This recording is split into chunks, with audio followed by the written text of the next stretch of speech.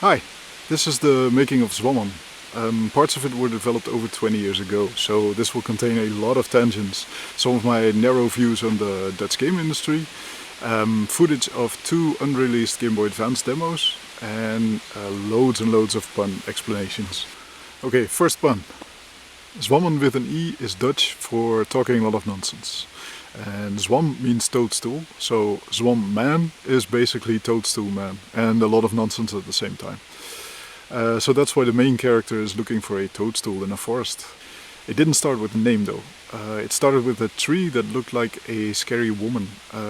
It was near where I used to live, so one day I sketched a tree into my notebook, and sometime later while I was on the train I doodled an image thinking of this scary dark forest. Not actually scary, more scary for kids, that's more my line. The large toadstool with a small guy made of light under it just came naturally because just darkness is pretty boring. It needed some contrast. Yeah, I know, amazing drawing skills, right? But it didn't start with the tree though. It started around the summer of 2000 with a video game called Soulmate by Mad Multimedia for a Dutch TV broadcaster. It was mostly an overworld with a bunch of minigames you could play in your browser with an overarching kidnap partner adventure story. I think I made the chat rooms and a couple of minigames for it. It was made in a very short time frame, so it was super hectic development, but also very fun. In one of the minigames that I made, you had to reflect a light beam by placing an object in the right place. Aha! I see you thinking, yes, and that relates to Zwamman. Okay, second pun. Soulmate used to be called half a soul. Pronounced in Dutch, halve zo is also a somewhat light insult, like idiot or dumbass. It completely subverts the romantically inclined half a soul title, like with the idea touched upon by Xenogears for instance, that humans are creatures who are split in half and they need to find their counterparts, their soulmates sort of, in order to become whole. Though I think in Xenogears it's actually more like the persona from Jungian psychology. Anyway, it didn't actually start with Soulmate though, that was just a small mechanic. It started with a competition for the TEL. They made the action replay cheat devices for consoles, and they wanted to include some minigames on their soon-to-be released action replay device for Game Boy Advance. So they put out a call to the homebrew community and gave them 2 weeks to create some games. The best ones would be included. As far as I remember, that was the deal. No prize money, no royalties. But I was living off my savings working on a top-down action RPG for the GBA, so the Game Boy Advance. So I thought, what the hell? And threw together this monstrosity. I'll show you. As you can see, it's sort of a gauntlet clone where you play as a chef in a labyrinth with hundreds of chickens. They are spawning continuously. The goal was to simply survive and whack all the chickens, throwing eggs and stuff. I was just figuring out the Game Boy Advance, testing to see how many sprites and collisions would lead to slowdown, and trying some classic palette swap tricks for the day and night cycle and things like that. There was actually a more fleshed out idea where you were playing as a fox and then you would hunt chickens by daytime. But by night the chickens would turn into were chickens and hunt you instead. But that version got cancelled, unfortunately. The artist I was working with at the time did leave me with an amazing title screen though. I really like that design. So in the end I submitted this monstrosity to the TEL, and after a while they sent out a general message to the homebrew community saying the quality of the submitted games was not good enough, so none of them would be included. Competition was over. I'm not sure what they were expecting with 2 weeks time of development and no pay, but it was kind of a bummer to end on. However, there was tons of cool stuff in the homebrew scene. They just weren't games, more like proofs of concept, like figuring out how to do rotation, mode 7 stuff. At one point I read an article about the new King of Fighters game for the GBA. They made an error in the article where it was about the Game Boy Advance game, but they actually added screenshots for the arcade game of King of Fighters. So at first I got really excited for it to look that good. And then of course I was completely disappointed by the real Game Boy games graphics.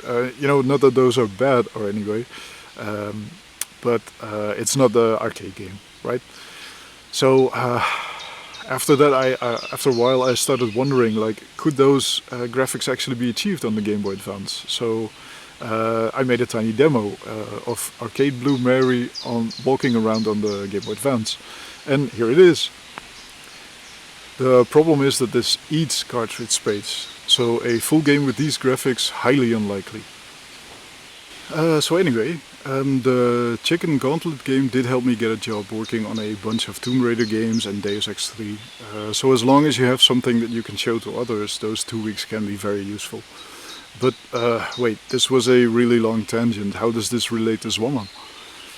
Well, you may have noticed the backgrounds for the Chicken Gauntlet game. Those are the exact graphic styles that I reused in Zwamman. So yeah, perhaps some good ideas.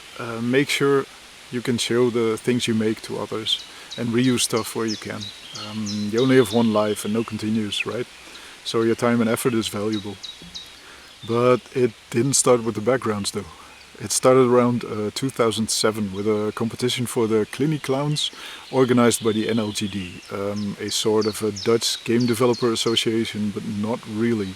It's kind of complicated.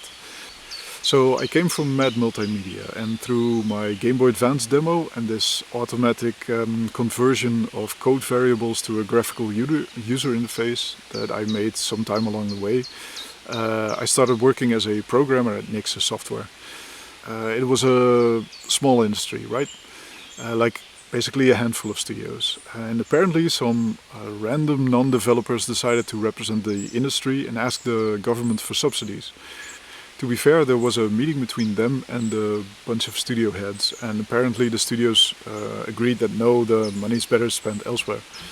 But they requested and got the money anyway, so they started organizing the Festival of Games.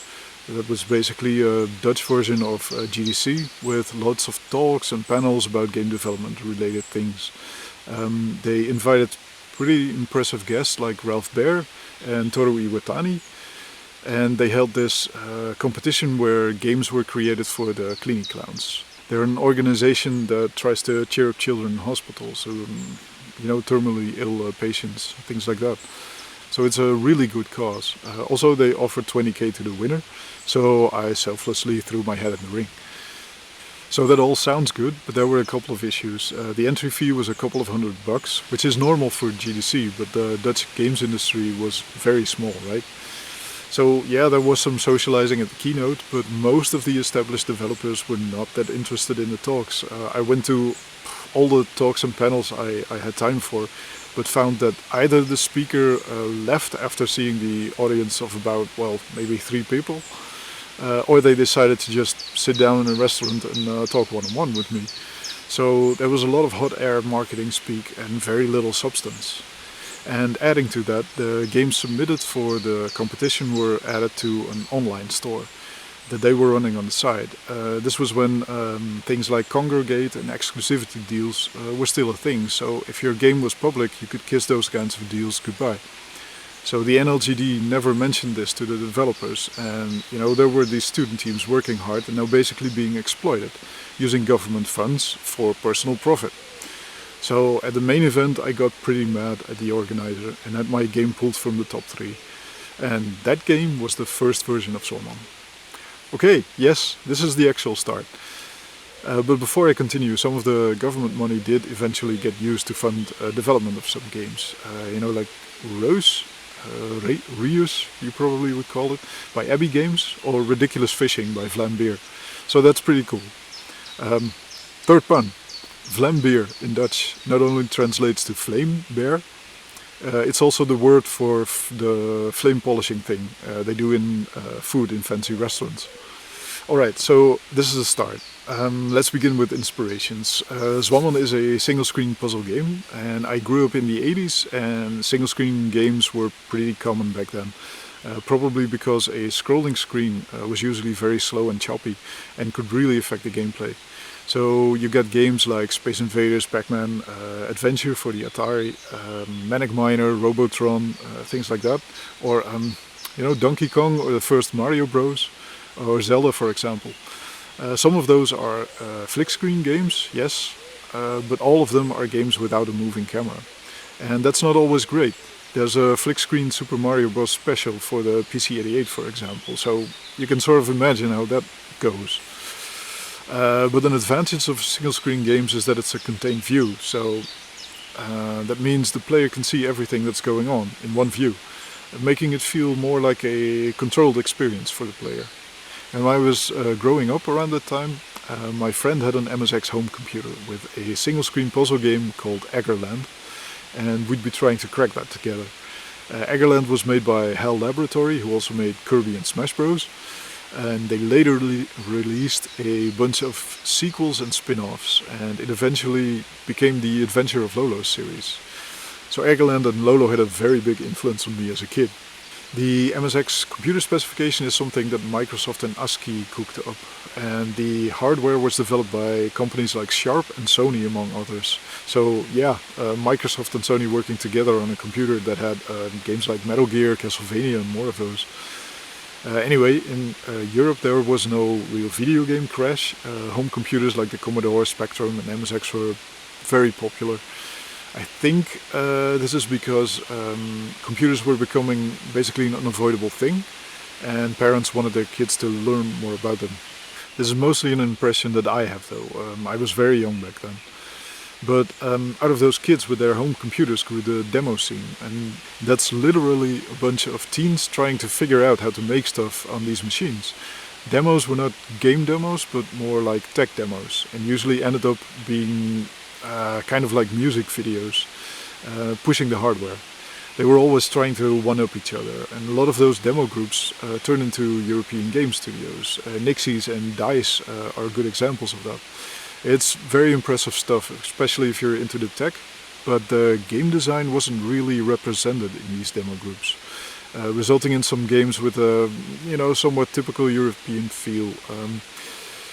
Things like Shadow of the Beast, Jim Power, fantastic looking and impressive sound, but not that great to play. Not always, of course. Toki Tori, I keep coming back to that game, it's nice. Right, inspiration. Well, it was mostly Eggerland and a game called Kicks or Kakoma Night. It's basically the same game. Sort of an arcade puzzler where you had to draw lines on the screen in order to capture the enclosed area while watching out for enemies. The game is a timeless classic, so go try it. And also the way Sunsoft made games for the NES. They had these graphics with a lot of black in them. They were masters of limited color palettes with games like Blaster Master, Batman, Journey to Silius, especially Return of the Joker, that looked amazing.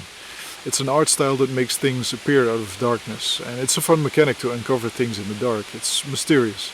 So when the outline for the Cleany Clowns competition said the game had to go from dark to light, that stuff leaped right to the front of my mind. And as I said, I had already messed with a light beam directing game before at Mad Multimedia. So I combined those two ideas, and since Eggerland and Kicks were from a top-down perspective, and I had already made a tile set from that Chicken Gauntlet game for the Game Boy Advance, so I could combine that as well. As for the technology, I wanted to make a Flash game, since that was something I didn't know that much about. I had always done a lot of C and C++ coding and had made a bunch of Macromedia Shockwave games before, using Director.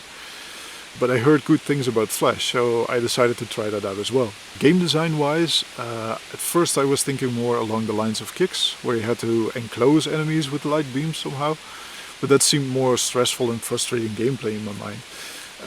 And it's meant for sick kids, so I wanted to avoid frustration and stress. I also came up with a dark tree that had a fruit made of light, and you had to get that fruit and push it around and squish it to make a safe path through the dark.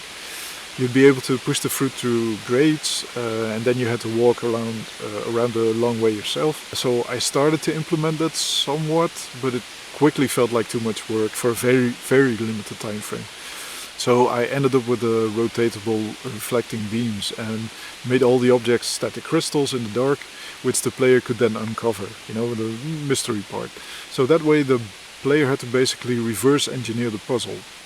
And that worked. I could write an algorithm or formula that basically made a background from the tiles. It was just one layer though. I kept it simple to save time. That's why you can see some artifacts in the background sometimes. The trees were originally on a second tile layer, which I didn't implement for Zwamman. I then planted a bunch of trees on the background, placed some of the crystals, and then started cutting lines between the crystals through the trees, which were blocking light. I added some random cuts as well, and added some tile objects like fences in the free space, or replaced some of the trees with some of those objects. And that way I had a formula that could basically generate a puzzle level, which also meant basically endless puzzles, which was a good thing to occupy the time for those kids, right? But I was really running out of time, so I designed 10 basic puzzles, and after that it started generating completely random levels. It could be very difficult or very easy, so I added a new puzzle button so players could skip a level if it was annoying. I basically tried to remove most annoying factors, right? One thing that always bothered me in that Flash version was those first 10 levels, because they functioned as a sort of tutorial, but the game didn't save, so every time you started the game you had to play through those 10 levels before you got new actual puzzles. I think that's how it worked. So that was the original Flash game about 15 to 20 years ago. I decided to revive Zwamman at the start of this year to balance out the arcade racing game that I made, incremental retro racing, with some relaxing puzzles, and to test if and how that would work in Unreal. To be honest, it was a little tricky. There's some matrix math stuff that I had to change for rotating the light beams and the scaling of the light beams. It's a little off due to differences in rounding in between Unreal and Flash, I think. But it works, so that's okay. I also decided to do away with the 10 introductory levels, and I added the emojis that represent the different levels of difficulty. So to get a puzzle of a certain difficulty level, players had to just click on the emoji, where yawn is very easy and the scream is very hard, and everything in between. So I made sure the game now keeps score of the puzzles you cleared and made sure that it's saved. And I also added a CRT filter and decided to add as much language support as Steam and I could handle. There isn't much text in the game and it's all images, so it was relatively easy to replace. I used Google Translate for the translations. Yes, that's AI usage, right? But I figured that if this helps people understand the game better, let's try it out. The other option was just to leave it at English, Deutsch and Netherlands. So it's basically a remaster, and of course I've added basic resolution scaling as well. The original game was a static 600 by 400, and that's still used internally, and then it gets upscaled to whatever the player has without stretching the image. So that's the very convoluted story behind a very tiny game. And as a final pun, Baardmoeder means beard mother in Dutch. But Baarmoeder, without the D in the middle, means womb. And Aardmoeder, without the B at the start, means earth mother. So yeah. Thank you for watching. Oh, wait.